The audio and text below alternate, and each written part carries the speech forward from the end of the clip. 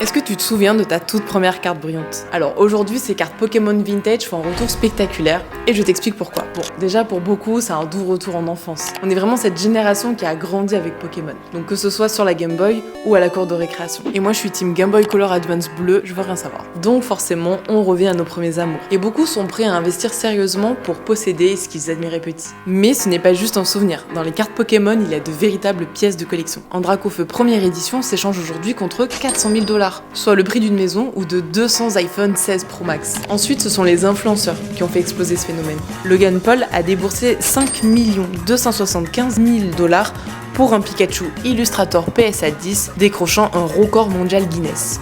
Il l'a même porté autour du cou lors de la WrestleMania. Donc forcément, en faisant ça, il a attiré l'attention mondiale sur les cartes Pokémon. Et chez nous, pas de jaloux non plus, c'est Squeezie et d'autres créateurs qui ont fait de l'ouverture de Booster Vintage un véritable genre de divertissement. Donc des millions de vues plus tard, le marché s'est littéralement enflammé. En fait, il faut savoir que les cartes Pokémon deviennent le nouvel Eldorado de l'investissement. Parce que certaines des cartes doublent leur valeur en seulement quelques années. Donc entre les collectionneurs, les nostalgiques et ceux qui cherchent à se faire de l'argent, forcément ça attire pas mal de monde. Et toi, est-ce que tu as déjà retrouvé une carte précieuse dans ton grenier? Bah si oui, partage-nous-le en commentaire, t'es obligé.